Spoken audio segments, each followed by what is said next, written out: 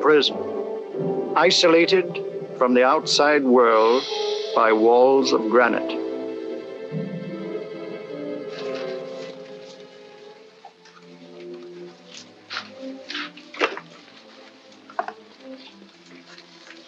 They say you could get out of here by merely telling what you know. You may or may not be another Scotland Yard bloke. But I'll give you the same answer I gave the others. I still have 2 years, 8 months, and 6 days left in which to make musical boxes. That'll be sold at auction for the benefit of this delightful sanctuary. And I intend to serve them.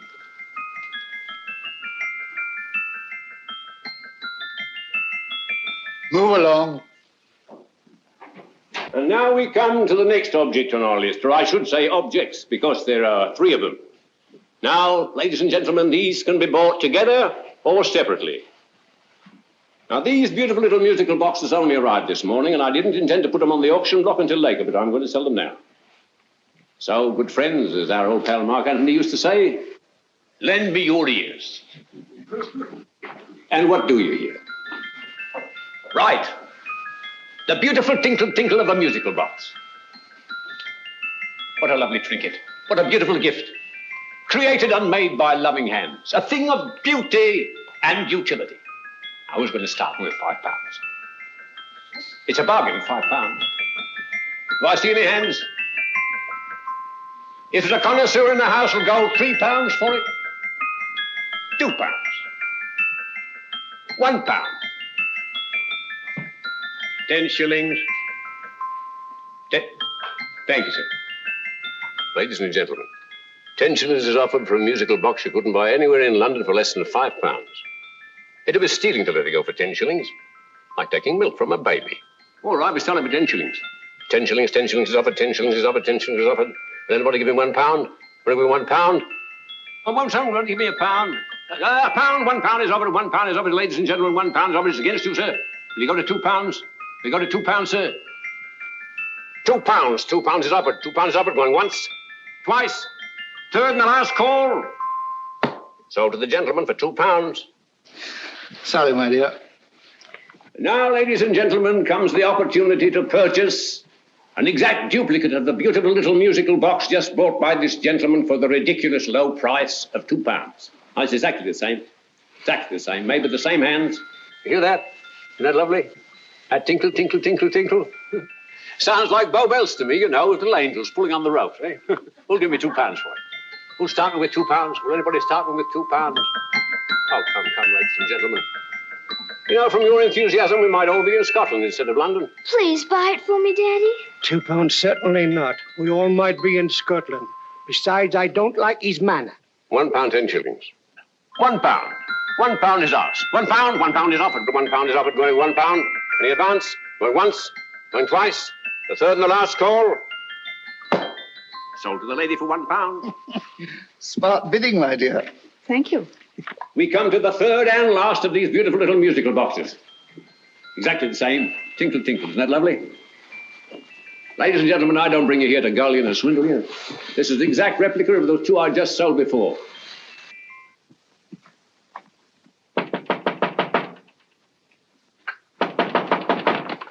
We're closed. But this is extremely important. Come in, sir, come in. I'm sorry to disturb you, but I was unfortunately delayed from arriving in time to bid on certain articles which I was rather anxious to obtain. Or perhaps they weren't sold, sir. We are carrying several things over. What might the articles be, sir? 3 identical musical boxes, about so large. Oh, I'm sorry, sir, but they were sold. Pity you weren't here to bid on them. They didn't bring anything like the real value. I'm most anxious to obtain them. I wonder if your records would show who the purchasers were. Oh, we don't usually give out that information, sir. For certain, shall we say, sentimental reasons, I'm most anxious to get in touch with the purchasers. I'd be willing to pay, shall we say, £5. Well, for certain sentimental reasons, sir, we'd be very happy to oblige. Alfred, today's sales. The 3 musical boxes. Musical boxes, oh. Ah, here we are. The first purchase for £2 from Mr. Julian Emery, 52 Portman Square. Write this address down, Alfred. Yes, sir. Second didn't leave any name. Oh, how unfortunate. I think she's a dealer. You see, they don't like us to know where the things are going. On account of the profits. You say the second purchaser was a woman. Can you give me a description of her? Oh, she was a young woman. Fairly tall, slender. She had a light complexion and dark hair, and she was wearing A grey suit, don't you remember? That's right. She probably runs a gift shop.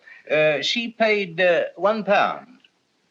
You say she comes here fairly frequently? No, I didn't say so. But she does, sir. Like as not, she'll come in on Thursday. We have sales on Mondays and Thursdays. Ah. And the third box? The third, Mr. William Kilgore, 143B Hampton Way. For 10 shillings. Quite a drop from £2. Mr. Kilgore was a Scotchman. Oh. Well, thank you. You've been most helpful. Oh, thank you, sir. And any time you're passing, drop in. We always have lovely things for sale. How kind, sir? Thank you. I'll be back Thursday.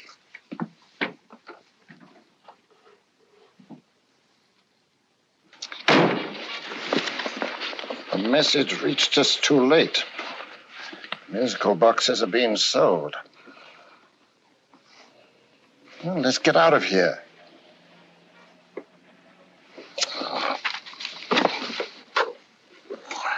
Someday you'll go too far.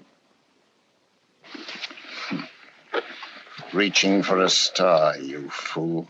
Yet a fool may touch a star, Colonel Cavanaugh, if he but reach high enough. But not possess it as you would. The musical boxes, they're being sold. What a pity for you, my dear Colonel. Is it my fault that the message reached us only an hour ago? Is it my fault that they were sold? You can't hold me responsible for that. Hope for your sake you're right.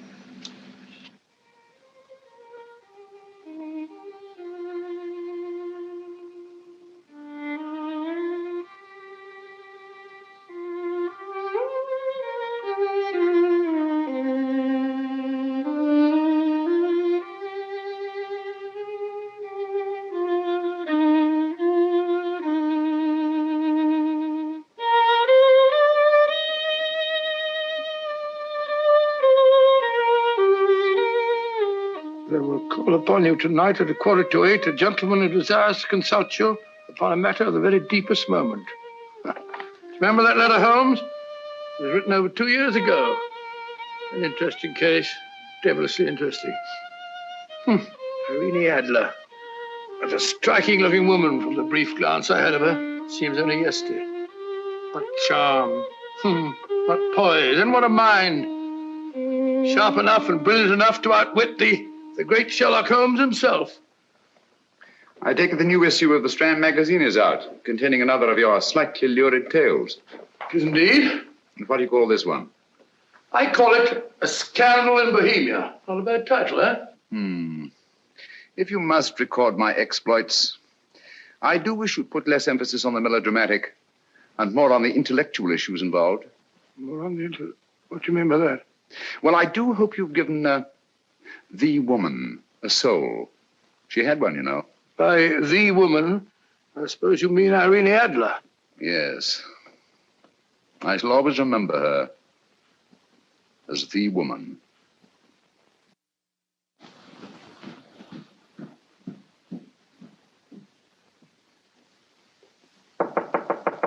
Come in.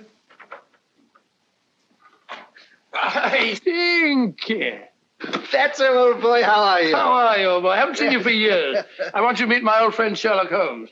Holmes, this is Stinky. In other words, Julian Emery. How do you do, Mr. Emery? Watson has often spoken of you. Oh, has he?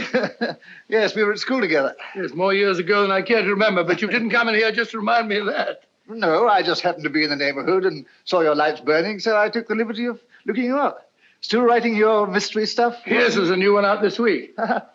Good, I never miss them. Oh, good, thanks. I say that bandage makes you look very interesting. Still poking your nose into other people's business as usual? Who hit you? I haven't the foggiest notion. Somebody knocked me on the head in my own living room and then proceeded to commit the most idiotic burglary you ever heard of. Fellow must have been balmy as a coot. Balmy? Why? Come sit down, old boy. Would you like a cup of tea? Huh? Oh, all right. I'll go and tell Mrs. Hudson about it. Yeah. Why do you say the robbery was idiotic, Mr. Emery? Oh, simply from the fact that with about £5,000 worth of musical boxes in my living room, the thief, who I caught in the act, made off with one that isn't even worth £5. I gather you're a collector of musical boxes. Yes, I am indeed. Some of them are very beautiful, but not the one that was stolen. The thief evidently grabbed the first thing that came to his hand when he heard me coming into the room. Still, it's rather odd, isn't it, that having disposed of you, he didn't pick up something more valuable. Mm-hmm. Was there anything unusual about the stolen box? No, nothing at all. No, I picked it up in the south of France, several years ago. You say you have many valuable music boxes, and yet the thief made off with one that isn't worth £5. Sounds like rather an intriguing little problem. Well, I take it that he was just an ordinary petty thief and didn't know the value. That is a possible explanation, and yet I venture to say that the average petty thief has a more extensive knowledge of the value of objets d'art than the average collector. Well, anyway, that's Scotland Yard's theory. They didn't get very excited about it. That's consistent anyway. I wonder if I might see your collection, Mr. Emery. Oh, of course you could, yes. Nothing a collector likes more than showing off his trophies. When would it suit you? No time like the present. Good. My place is just round in Portman Square. Shall we? Yes, right. Hello? Where are you going? Stinky hasn't had his tea yet. Oh, I'm sorry. We're going round to my place, where I'm going to give you something better than tea. Now, this one was made for Louis XV, and is one of the very few still in existence from that period. And a particularly fine specimen at that. Charming, isn't it? Quite. It all sounded to me like a lot of mice running about on a tin roof.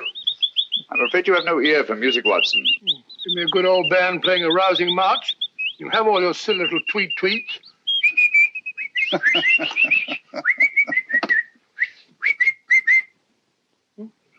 Another room. Excuse me.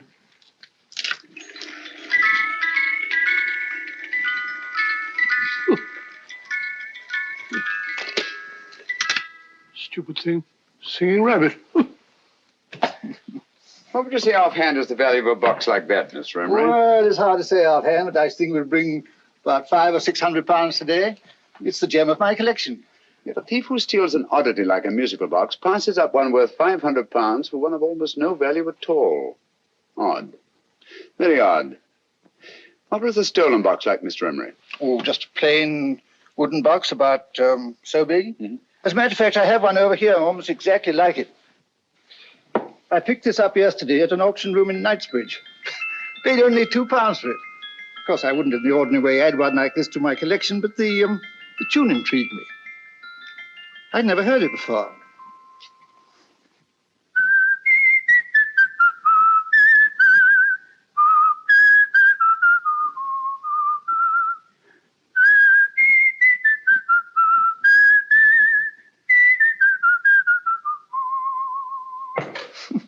You have a remarkable ear for music, Holmes. Rather an unusual melody. Sit down, Will. Thanks. You say you bought that box at an auction sale yesterday? Yes, the Gaylord auction rooms in Knightsbridge. Mm-hmm. Run by old, what's his name? Crabtree. That's the man. At what time was the robbery committed? Oh, about 3 o'clock this morning.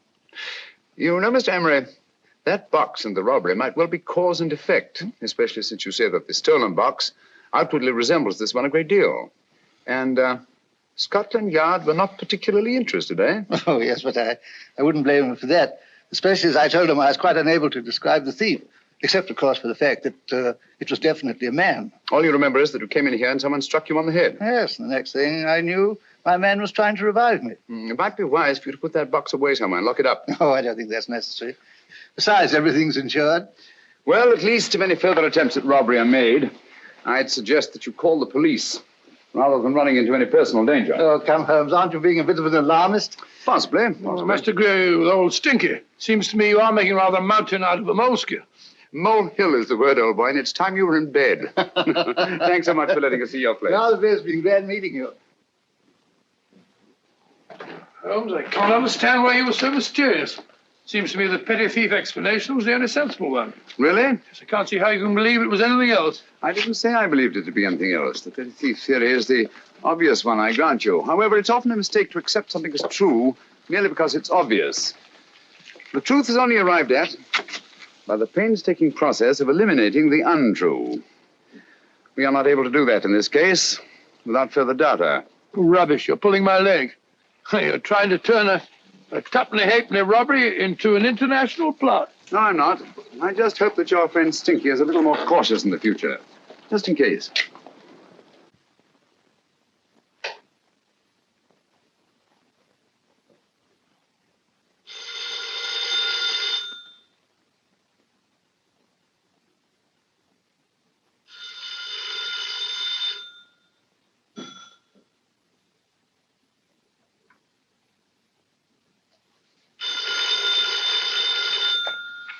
Hello? Yeah? Julian Emery here. Who? Why, of course I remember you, Mrs. Courtney. Yes, you're the one bright spot at that appallingly dull affair of Lady Sanford's. Huh? Of course it isn't too late to come around. Yes, I shall be delighted to give you a drink. I tell you what, come straight up and I'll leave the door unlatched. Right, well, 15 minutes? Good. I shall be counting each moment. No, I mean that, really. Right, goodbye.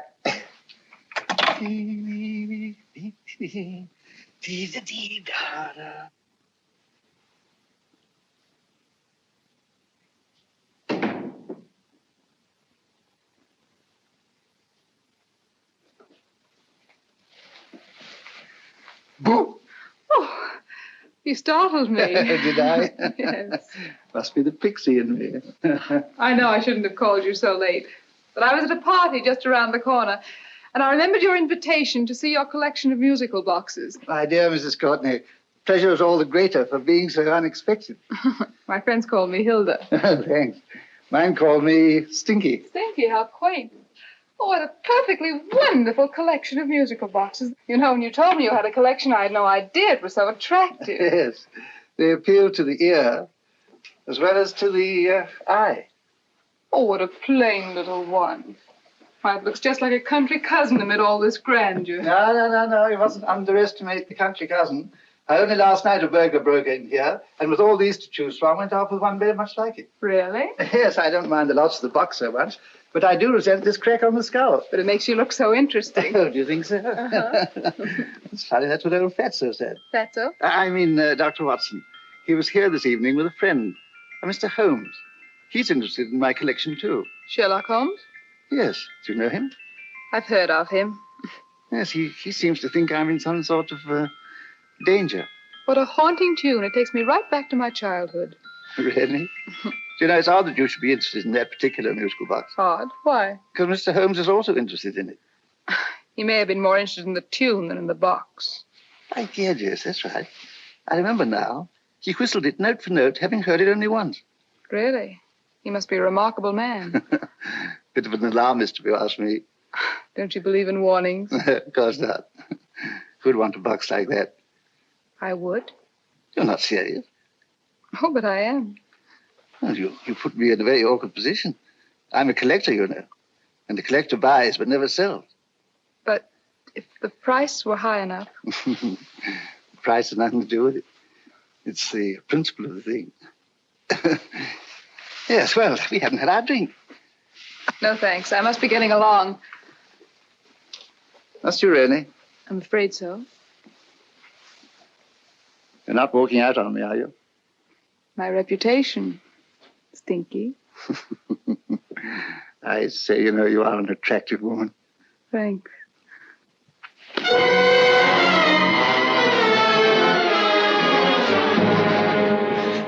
You fool. I told you to wait outside.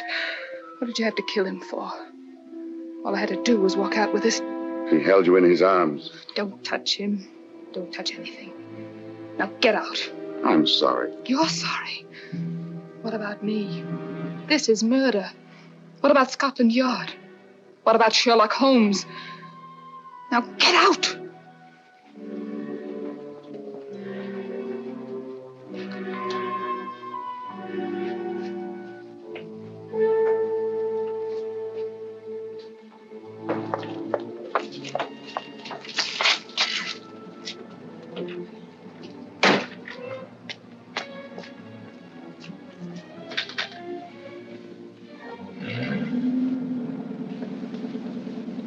Did you get it?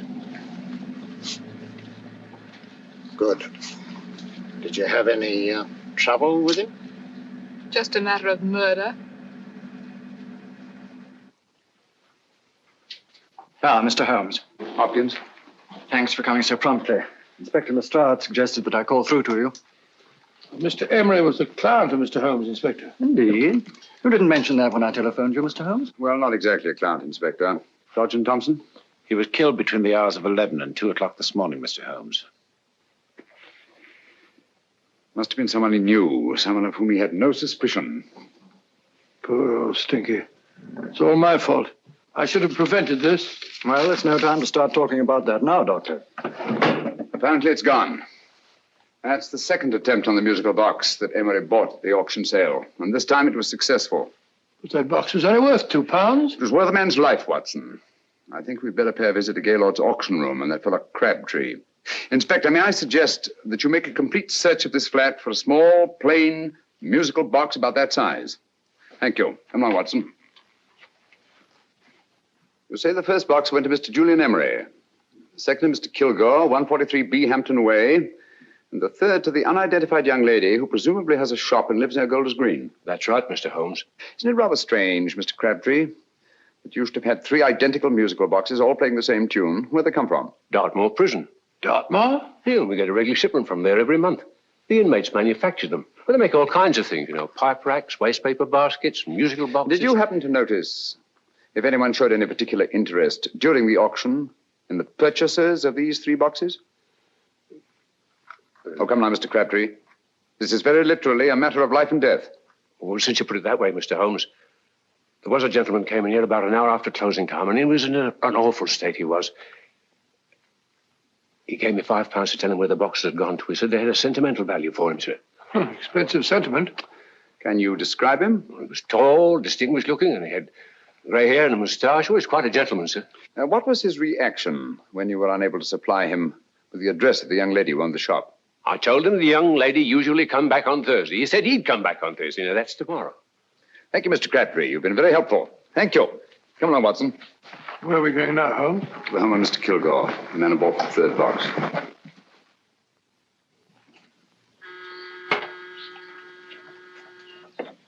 But hang it all, Holmes, how do you know those other 2 musical boxes are of any importance? I don't, but I certainly have no intention of waiting until the owners are murdered to find out. No one at home. I hope that's the explanation. I'll have a look through this window.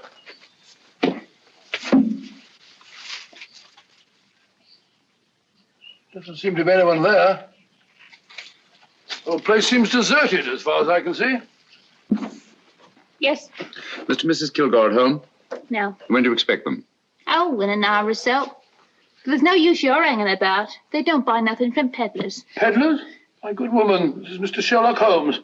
Sherlock Holmes? Oh, go on. Do you mind if we come in and wait? My business is rather urgent. Well, I've got to go out and do my shopping.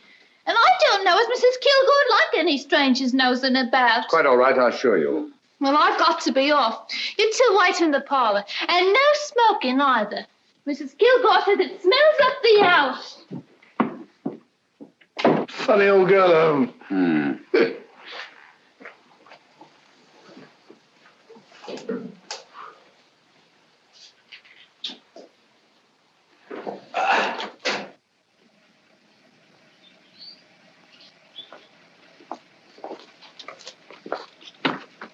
Park Lane. Park Lane? And what would the likes of you be doing in Park Lane? Now, don't worry about the fare, Ducky. If you knows how to get to Park Lane, up it.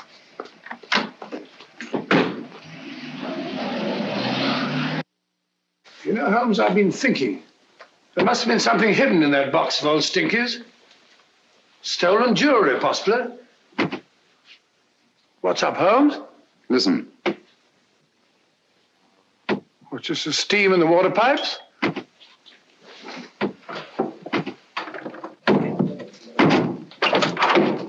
Watson! Great Scott! Come on, Holmes. Get on the chair here. All right, my dear.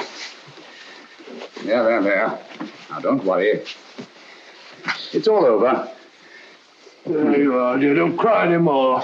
She tied me up and shut me in the cupboard. I know. She won't come back.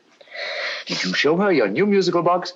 Yes, she said she wanted to hear it play, and as soon as I showed it to her, she grabbed hold of it. I know. Now, don't worry. We'll buy you a new musical box. Yes, my dear, the best one in London. Watson. Oh, what a fool I've been. What do you mean, Holmes? She took the musical box out of this house in that market basket, right under our very noses. Why could the Kilgore charwoman want to take the music box? She isn't the Kilgore charwoman. She's a consummate actress. An extremely clever, unscrupulous woman who will stop at nothing. Take care of the child, will you, Wolfella, till our parents get back. Explain everything to them. Of course I will. But, Holmes, where are you going? Somewhere, somehow. I must get to the young lady who bought that third musical box before our opponents find out. I only hope that I won't be too late. Oh, no. No, darling, you mustn't cry anymore. Now, cheer up. Would you like to hear old Uncle make a noise like a duck?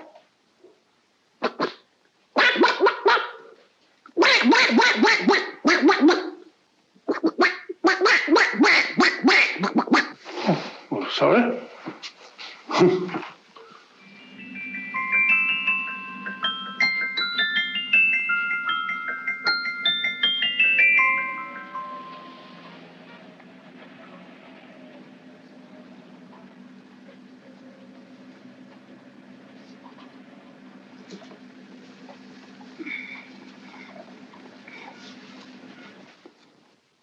Now, ladies and gentlemen, how much am I offered for this beautiful lace Dresden china figurine? A lady of the French court. Now, this is the genuine article. What a beautiful ornament for your mantelpiece. Or you could use it as a centerpiece on the dining room table. Now, will somebody start me for £10? Will somebody start me for £10? £8? £7? All right, £5 is offered, £5 is offered, £5 is offered, £5.10, £5.15, £5.15. £6 is offered, £6, going once, going twice, the third and the last call. Have you all done?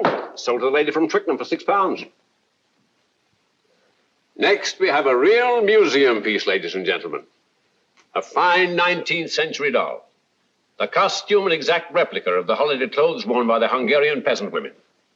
Now, ladies and gentlemen, an article like this would cost you from £15 to £20 in a West End shop. I'm not going to ask you for anything like that. Who'll give me £2 for it? £2. Anybody offer me £2? £2 for the alien? £2? £1. What? Anybody give me £1? Anybody offer me £1 for the doll? £1 is offered, ladies and gentlemen. £1 is offered. Now, I'm not going to waste your valuable time or mine in trying to get one half of what this beautiful doll is worth. If the young lady can steal it for £1, that's her good fortune. So it's going once, it's going twice, the third and last call. Any more? Sold to the young lady for £1. And now, ladies and gentlemen, may I draw your attention to something which may be a great surprise to you, worthy of any collection. The only other one like it is in the British Museum. It's a Ming vase of the 7th dynasty. This vase lay in a large collection somewhere outside Rome for over 2 centuries, I understand. It was discovered there by the noted antiquarian, Sir Andrew Coppleston. Now, some of you may remember Sir Andrew Coppleston. Besides being a noted traveler and antiquarian, he's also a gentleman rider.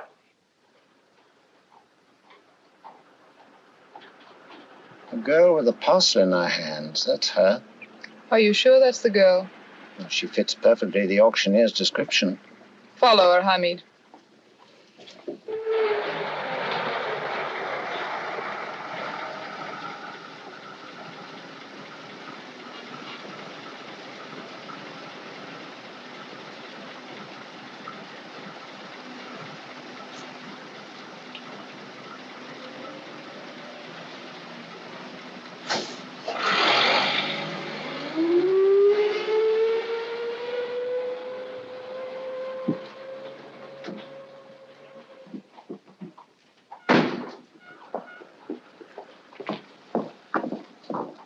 It's lovely, dear. And only £1.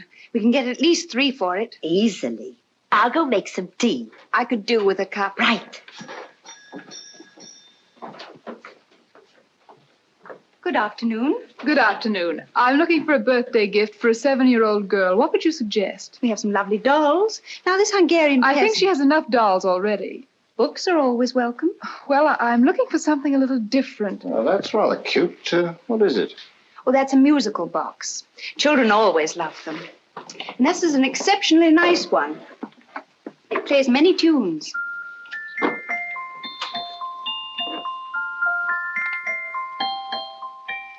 Have you any others? Yes. If you'll just step this way. I have only 2 left.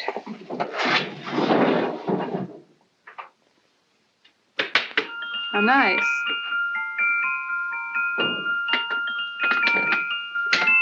Are you sure this is all you have? I'm sorry. They're rather hard to find, you know. That's our entire allotment. I did have one other, but I sold it earlier this afternoon. But it was only a plain wooden one. It wouldn't have been a very nice gift for a child. Really? Do you happen to know who the purchaser was? Why, yes. He left his card, just in case anyone should inquire for him.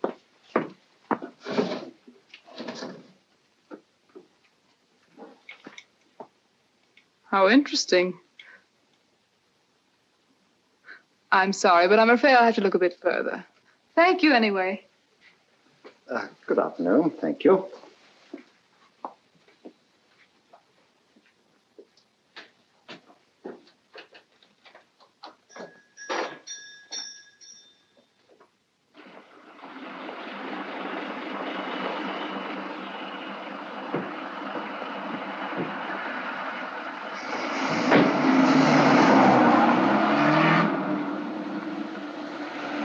Heavy!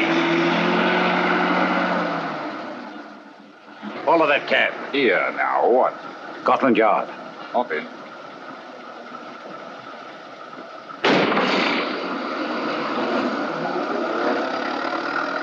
Sherlock Holmes. I might have known.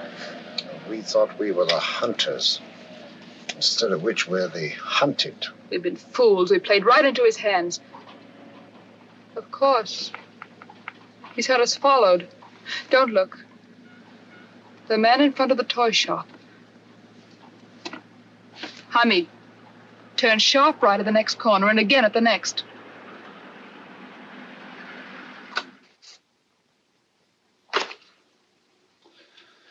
No photograph of her, Commissioner. As I expected. She's not a known criminal. But how do you expect to know if you do find her? After all, she was disguised as a charwoman. Don't worry, old fellow. If I ever see her again, I'll recognize her. Well, it won't be long till we know who they are and from where they operate. Who's covering them? Sergeant Thompson's following them, sir. They won't get away from him. He's a good man. We could have arrested them at Clifford's toy shop if we had any proof. But we know that they killed Emery. Proof, my dear fellow. We must have proof. We have x-rayed it, sir. There's nothing whatever concealed in the box. We'll have a look at the plates.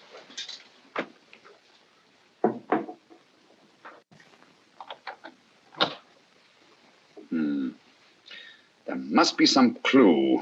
And it's probably so obvious that we've all overlooked it.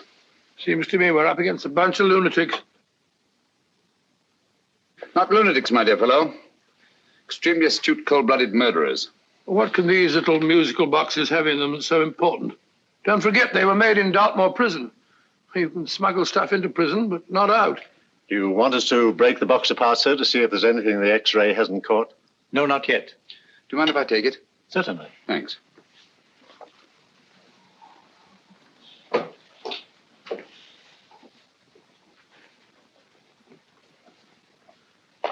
The governor of Dartmoor Prison informed us, sir, in answer to Mr. Holmes' question, that all 3 musical boxes were made by the same convict, John Davidson, serving a 7-year term, sir. Davidson? The Bank of England plates. That'll be all. Yes, sir. Now we're getting somewhere. Wait a minute. How did you know about the plates, Mr. Holmes? I'm a student of crime, Inspector. I make it my business to know about such things. And when the name of Davidson was mentioned... Well, who is this fellow Davidson? As long as Mr. Holmes seems to know all about it already, I suppose there's no harm in telling you. 2 years ago in London, there occurred a robbery of such tremendous importance, although the stolen articles themselves have no intrinsic value whatsoever, that the Home Secretary was instrumental in seeing that not a word of it appeared in any newspaper. But you never told me anything about this, Holmes. You were away at the time. Articles of no intrinsic value and yet of such importance? I don't understand. Davidson was apprehended within 15 minutes of committing the theft. But by that time, he'd hidden the articles in question and they've yet to be found. Before going further, Dr. Watson, I must inform you that this matter is not to be mentioned outside of this room. Of course not. Do I look like a man who'd gossip? Let's not go into that now, old fellow, shall we? Davidson had been employed for years in a position of extreme trust by the engravings department of the Bank of England. The articles he stole were nothing less than a complete duplicate set of plates for printing £5 notes. What? The Bank of England's own plates? Precisely. And with those plates, a gang of crooks could flood England with £5 notes, not forged in the usual sense of the word, but notes undetectable from genuine Bank of England notes in any way whatsoever. Good heavens. Any whisper at all might have resulted in enormous damage in shaking public confidence in the Treasury. We tried everything after we arrested Davidson. Offered him a shorter sentence if he'd tell us where he'd hidden the plates. Why, we even put in Scotland Yard men with him as cellmates, but no results. Obviously, Davidson is a man of strong character and infinite patience. Yet suddenly he feels impelled to smuggle out the secret of the hiding place of the plates to his confederates. Why? I don't understand, Mr. Holmes. Well, for example, has the Bank of England made any plans to radically change the design of the £5 note so that in, say, 7 years from now, notes made from the stolen plates would be worthless? Confidentially, Mr. Holmes, such a move was discussed. But replacing all the £5 notes in circulation would be such a Herculean task that nothing's been done about it as yet. I see. Of course, there is another possible explanation. Davidson didn't have much time to find a hiding place before he was captured. He may be afraid that the plates will be accidentally discovered before he's released. Hence his anxiety to communicate their whereabouts to his confederates as soon as possible. I believe you've hit it, Mr. Holmes. I'm sure that the message is contained in this musical box. Or rather, in all 3 musical boxes, since possession of all 3 seems to be essential. Our opponents have 2/3 of the puzzle, we have 1/3. Well, what are you going to do, Holmes? Try to deduce the message from the 1/3 that we have.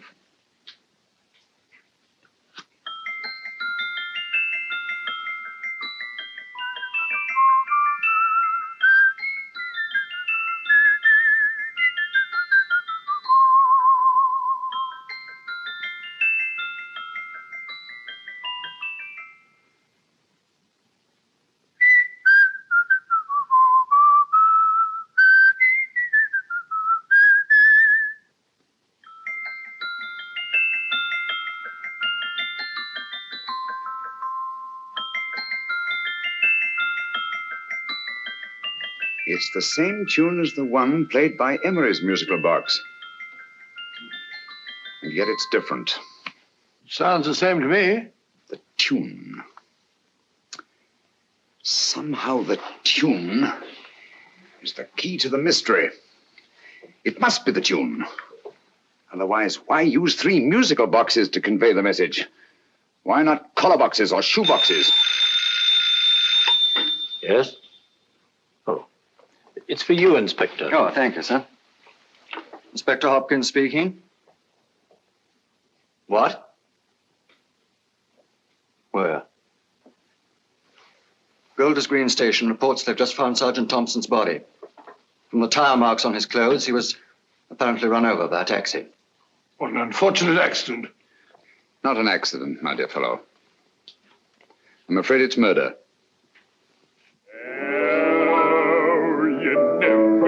Just who you're going to meet when you're walking down a busy London street. Mrs. Hawkins, Mrs. Brown, any subject of the crowd. Oh, you never know just who you're going to meet. So you better hold your topper in your hand, just in case you meet a lady on the Strand. Girls will think you're kind of sweet, and your day will be complete. Oh, you never know just who you're going to meet. Now, a gentleman is judged by his appearance. Yes, a gentleman is judged by how he talks. Now, he's much better off when he's acting like a toff, especially if he's taking him a walk. What on earth is this outlandish place? A rendezvous for actors. Actors? Buskers, old boy. You've seen them 1,000 times. Actors who entertain the queues, waiting outside theaters. Who you're going to meet when you're walking down a busy London street. So you better wear your best, velvet eyes to look your best, 'cause you never know just who you're going to meet. So you better keep your manners right in view, just in case a lion gives a how you do. Keep your trousers in a pleat, shine your shoes and keep them neat, 'cause you never know just who you're going to meet. Blimey. Mr. Holmes. How are you, Joe? Never met him. And yourself? Fine, thank you. I want you to meet a friend of mine, Dr. Watson, Joe Sisto. Oh, well, any friend of Mr. Holmes is a friend of mine. Hi, Joe. He did me a good turn once that I'll never forget. Yes, I cleared Joe of a most unpleasant charge. Murder, no less. Oh, really? By proving to the satisfaction of the police that he was busy at the time blowing open someone's safe. That's right, Governor. Good gracious me. Joe, now you can help me. Come on, buzz off, buzz off. Come on, up it, up it. Can't a gentleman have some peace and quiet around here? And you too. There you are, Mr. Holmes. Now we can have some peace and quiet around here. Thank you, Joe. There's £5 in this for you. Well, I wouldn't want to take it on myself, sir. But I can get somebody to do it for you for half of that. You don't know what the job is yet. For £5? Murder, ain't it? What? No, Joe, not murder, just music. I want you to identify a song for me. Oh, there ain't a song that's been written that I don't know. That's why I came to you. Of course, the violin is more my instrument, but, oh, well, here we go. Now listen to this, Joe.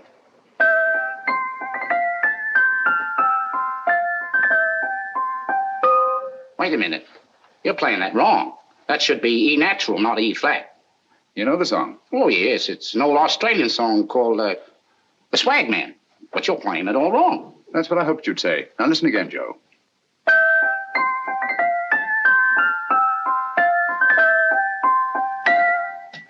That's the same tune, all right. But you're making different mistakes than you did the first time. No, not mistakes, Joe. Call them variations. Here, play the song for me, will you? The way it's written.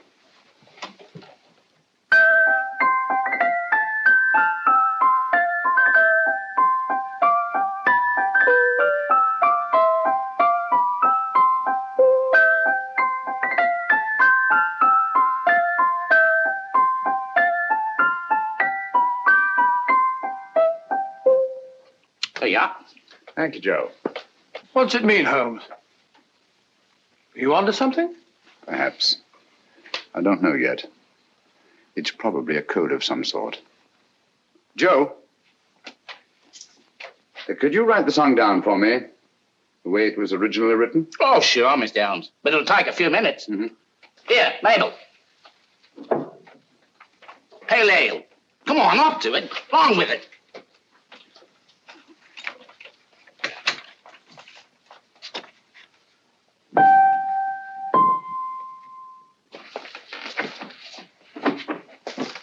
Well, obviously it isn't the lyrics. No combination of those words made any sense at all. The variations in the way Emery's musical box played the tune are different from the variations in the one we have. You sure? Quite. You see, I took the trouble to memorize the tune as played by Emery's box that night we were with him in his flat. Holmes, you amaze me. Elementary, my dear fellow. One of the first principles in solving crime is never to disregard anything, no matter how trivial. But why are 3 boxes? Why not 1? Because the message was obviously too long to be conveyed by any one variation. Then there's the 3rd box, the one that woman took from the Kilgores. That contains yet another set of variations. Yes, well, it's all beyond me. Well, all we have to do now is to find the secret of the variations. Not a very easy problem to solve, my dear fellow.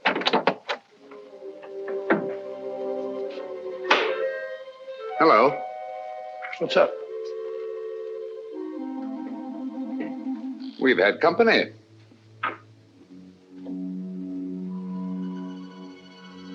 I say, this is outrageous. Ask Mrs. Hudson to come in here, will you? Right.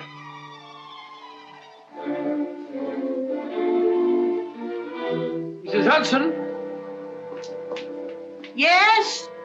Oh, there you are. Will you come up here at once, please? Oh, coming, sir.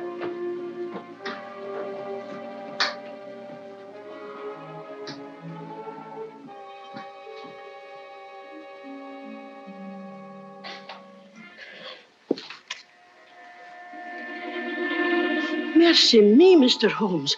What has happened? Who called while we were out, Mrs. Hudson? Just a young lady. The one who said you wanted her to wait for you. And a nice-looking old gentleman with Our her. friends again, Watson. Friends? What did the young lady look like? Oh, I couldn't see her face. She had a heavy black veil on. But she had such a nice way with her. Oh, I'm sorry, Mr. Holmes, if I've done anything wrong. But you did say I should always let clients come in and wait for you. Don't worry, Mrs. Hudson, don't worry. You had no way of knowing. It's quite all right, quite all right. Now, don't worry, Mrs. Hudson.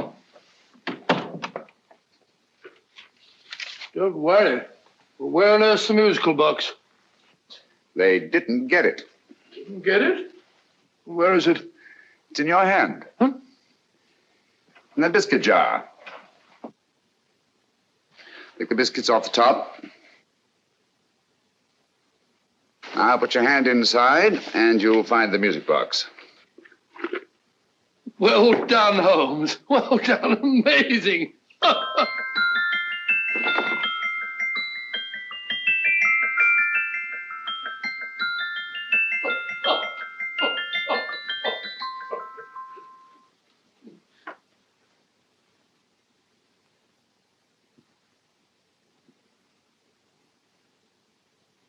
Phew, nice fresh smell. Like a pub after closing time.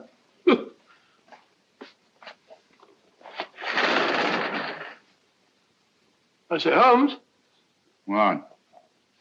it's morning. Allow me to congratulate you on a brilliant bit of deduction.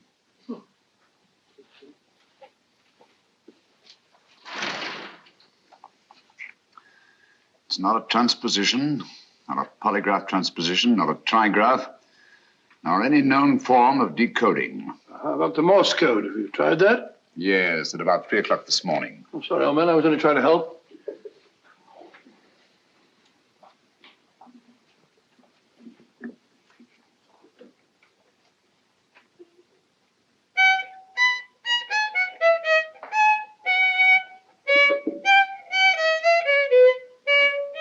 Oh, do me a favor. Not again. Must have heard that thing 1,000 times.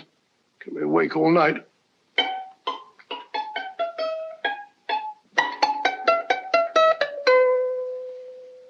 Not a very distinguished composition, I grant you.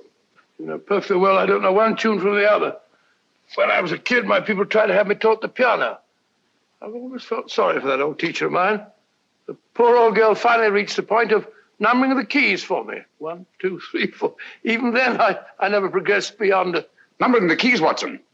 The 19th key of the keyboard is the 19th letter of the alphabet. S. Here. Write it down when I give it to you, old fellow, will you? First altered note. Write S first. Now, the 8th key is H. The 5th key, E. The 12th key, L. The 6th key, F. S-H-E-L-F. Shelf. Your piano lessons were not in vain, old fellow. You've solved it. Thank you. Thanks, old bean. Hold it. We now have 2/3 of the message. Behind books, third shelf, secretary, Dr. S. Presumably, these are the first and second portions of the message. And this gang has the first and third parts of it. Precisely. Then it's a stalemate? Yes, Commissioner, but we can't leave it like that. There's no doubt in my mind that they'll try to secure our third of the message that's missing. Well, I assume you've taken every precaution to guard the Clifford music box. Oh, yes, it's carefully hidden at Baker Street with Dr. Watson on guard. However, I'm reasonably certain that, difficult as it may be, we can find the plates even without the missing part of the message. Behind books, third shelf, secretary, Dr. S.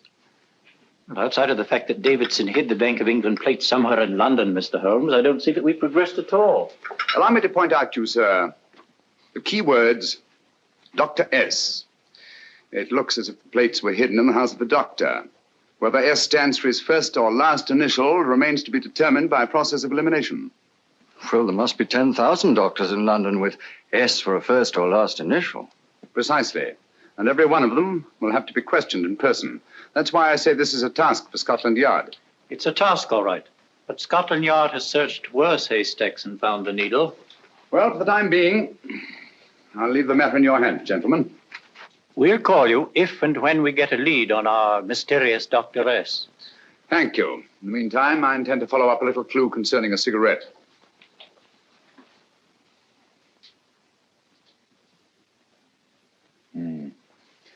You're certain of the identification of the tobacco? Absolutely. I have made up this special blend for only 3 customers. It is almost pure Egyptian, with admixture of latakia for added body, and a pinch of perique.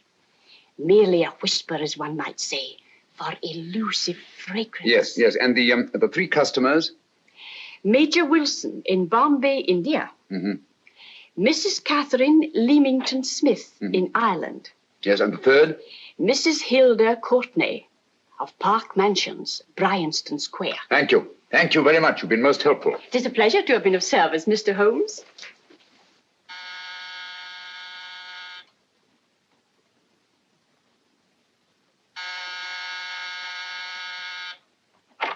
Yes? Mrs. Courtney? Yes. My name is Sherlock Holmes. Oh, do come in. Thank you. I've heard of you, of course, Mr. Holmes. I believe we have a mutual friend in Sir Edward Brookdale. He's spoken to me of you quite often. Indeed. And to what good fortune am I indebted for this visit? I think you know Mrs. Courtney. Well, I did get a summons for speeding last week. But outside of that, I don't think I'm of any interest to the police. Oh, come now, Mrs. Courtney. You seem to forget that you and I have met before. I'm sorry. I'm sure I would have remembered meeting the great Sherlock Holmes. Please sit down. Thank you. You say we met before. Yes. At the home of Mr. and Mrs. Kilgore, 143B Hampton Road. Kilgore? I don't think I know anyone of that name. Well, I didn't say you knew them. As a matter of fact, you called on them when they were out. I don't understand, Mr. Holmes. Really? And you were dressed rather differently. Indeed. Cigarette? Thank you.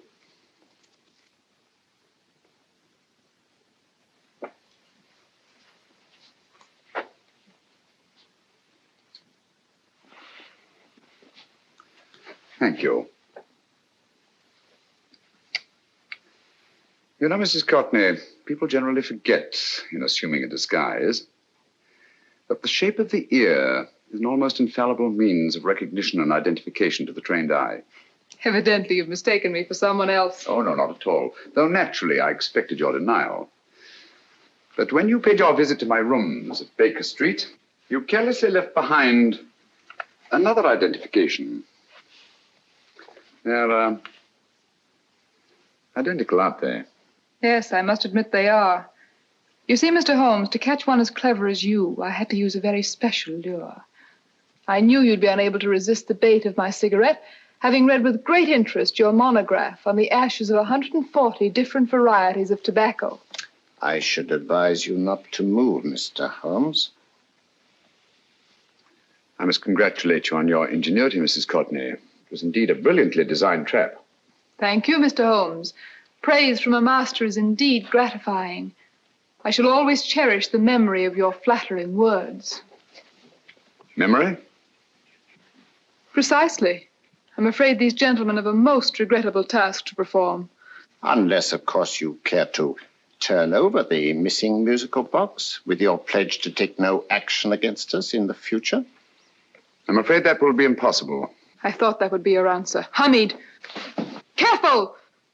Careful. There's no need to be unnecessarily rough with our distinguished guest. You realize, Mr. Holmes, that your demise will not take place here. The corpus delicti, you know. Well, naturally. Shall we go? It's so fearfully awkward having a dead body lying about. Don't you agree, Mr. Holmes? Another dead body shouldn't weigh too heavily on your conscience, Mrs. Courtney.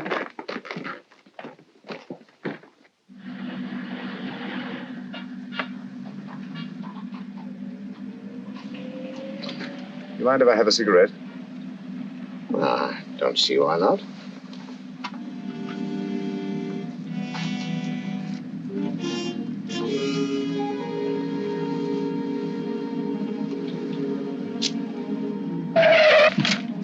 Be careful, Hamid. It's the brakes, they bind. Thank you, Colonel Kavanagh. It's very considerate of you.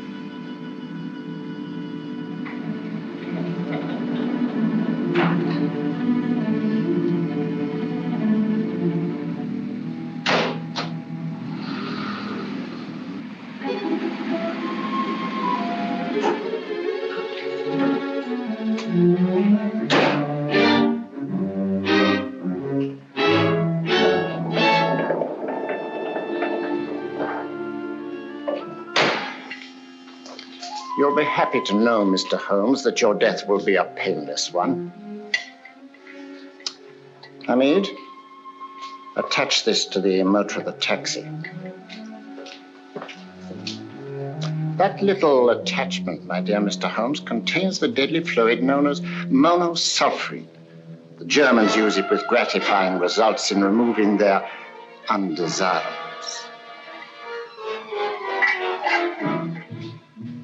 Start the motor.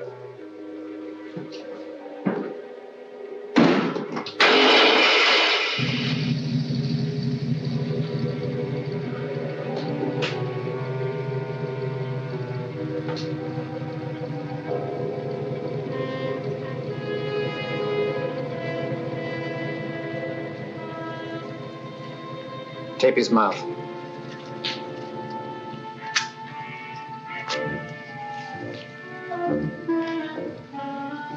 Now, up with him, Hamid.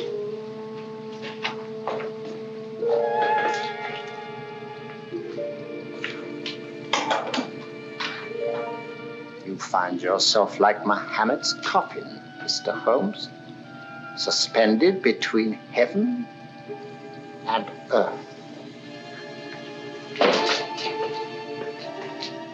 Plenty of fuel in the tank? Good. It would be too bad to have anything go wrong through so simple an oversight.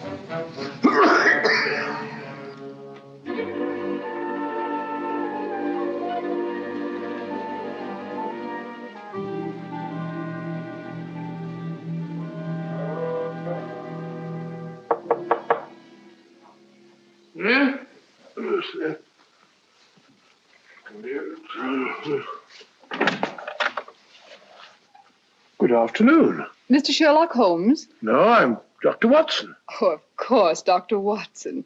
How stupid of me. Oh, so this is stupid of me. Won't you come in? Well, I really came to see Mr. Holmes. Oh, I'm afraid he is out. I don't know when he'll be back. Perhaps there's something I can do. Won't you sit down? Thank you. You know, Sherlock Holmes and I have been engaged on a great many cases. Oh, really? Yes, indeed. As a matter of fact, this very moment, we're involved in one of the most baffling... Oh, well, won't you tell me your trouble? I may be able to help you. That's very kind of you, Dr. Watson.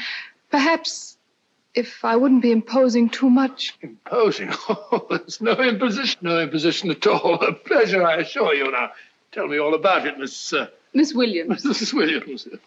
I live in Surrey, Dr. Watson, and I've come up to London in sheer desperation. My only sister has disappeared, and the local police seem utterly unable to find her. Well, Holmes and I solved a case exactly like that once. Very interesting as far as I remember. I call it the adventure of the solitary cyclist. Oh, sorry. Now I come to think of it, it wasn't so very similar. Entirely different. I don't think what I was saying. Where were we? She's only 17, Dr. Watson, and until she disappeared last Thursday, she seemed to be in the best of spirits. Possibly a romantic entanglement? Oh, no, nothing of the sort. She left no note, didn't even pack a bag, no explanation. She just started to walk to the village from our house in broad daylight and simply vanished from the face of the earth. Oh, there. Might I have a glass of water? Glass of water. One minute.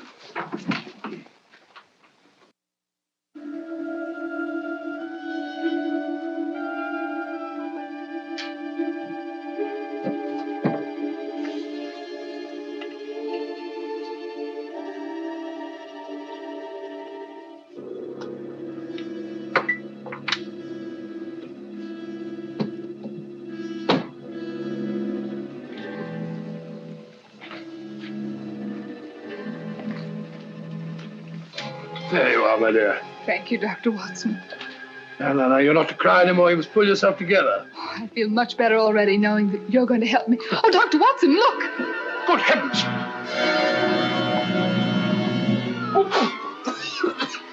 Get through the fire brigade, quickly!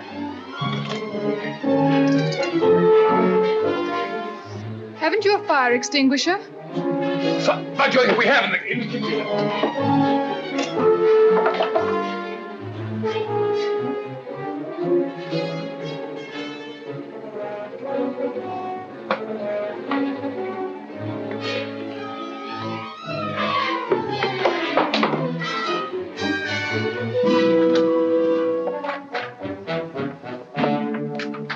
Don't you worry, Miss Williams. We'll have this thing out in no time.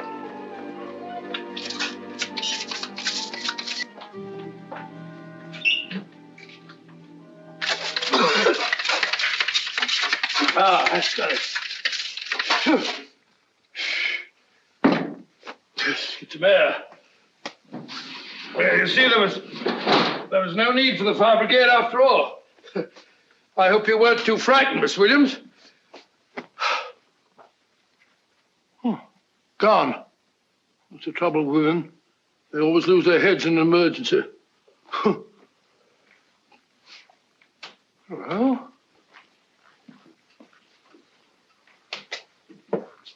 a musical box. Great Scott! Miss Williams!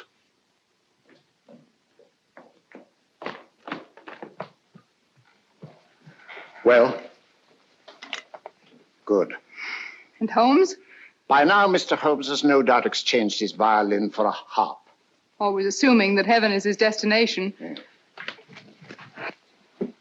And now that we have the missing musical box.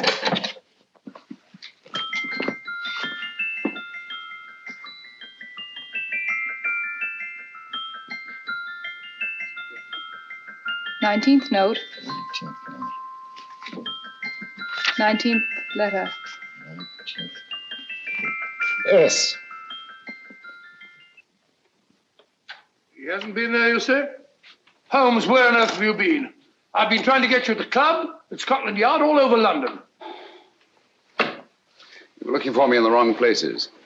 Holmes, terrible things happened. I've been duped.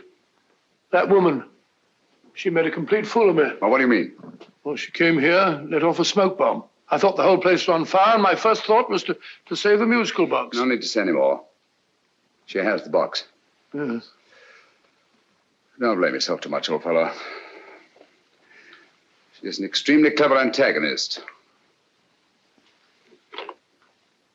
Smoke bomb, you said? Well, you can console yourself with the thought that your charming friend is at least a reader of yours. What do you mean? If I remember correctly, you wrote about my little experiment with smoke and the cry of fire in a story you entitled A Scandal in Bohemia, which has just appeared in the Strand magazine. All right, old boy. Don't rub it in. Well, it may cheer you up to know that you made a fool of me, too. That cigarette stub was planted here for one express purpose. We're going to bandaging around this place. Bandaging? What's the matter, Holmes? You hurt? Explanations will have to wait until later. At the moment, we're faced with a problem which I fear is insurmountable. Come over here, old boy, will you? Right. Our opponents are in possession of all three parts of the code. And here are we, while the Bank of England plates pass into their possession. Cheer up, old fellow, cheer up. As Dr. Samuel Johnson once said, there's no problem the mind of man can set that the mind of man cannot solve. What's that, old fellow? I was just quoting Dr. Samuel Johnson. He said there is Thank you, Watson. Thank you. Leaving the front reception room, we come into the main hall, where Dr. Johnson was in the habit of passing through to have his meager meals in the dining room opposite, in company with his friend and biographer, James Boswell. We will now pass up the stairway, which remains in its natural wood finish, just as it was when the good doctor was here. The framed etching on the wall is believed to have been presented to Dr. Johnson by the distinguished painter, Sir Joshua Reynolds. I've been told here that that picture was given in by Mrs. Thrale, and it's definitely not a Reynolds. Is that important, my dear? Oh, I'm sorry. This way, ladies and gentlemen, please, this way. Move along, children, move along. The secretary's not on this floor. Patience, Hamid. I have a feeling My that... dear Colonel, with Sherlock Holmes out of the way, what could go wrong?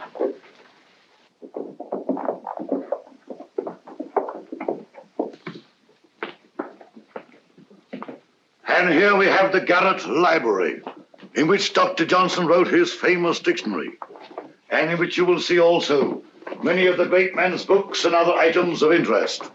Step forward, ladies and gentlemen, please, step forward. Standing in the corner is the secretary, which contains many of the original works by the literary genius.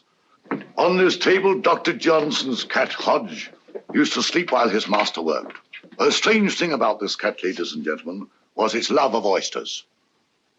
They do say that the dear doctor often went hungry to find the cat that delicacy. What a pity. Now we will visit the grey room, which is immediately below us, in which you will see the very bed in which Dr. Johnson died. What did he die of? Gout. Just gout. This way, ladies and gentlemen. Mind the steps, please.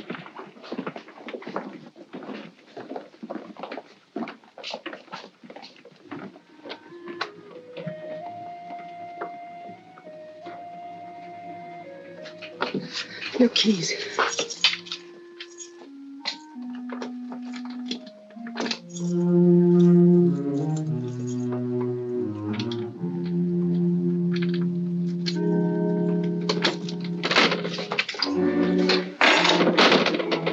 Third shelf up.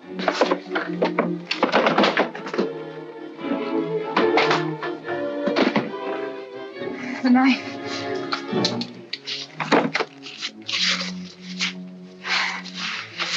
Gentlemen, the Bank of England plates.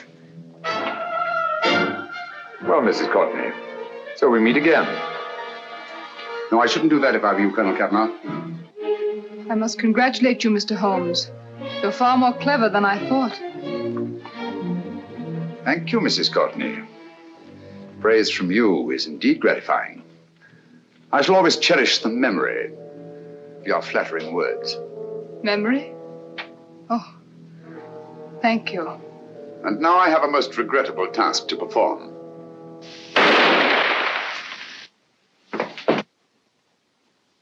Holmes! Coming, Holmes! Holmes! You all right? Perfectly, thank you, old fellow, but I think this gentleman on the floor requires some medical attention. We must see that he looks his best, you know, when he's hanged. Take them in charge.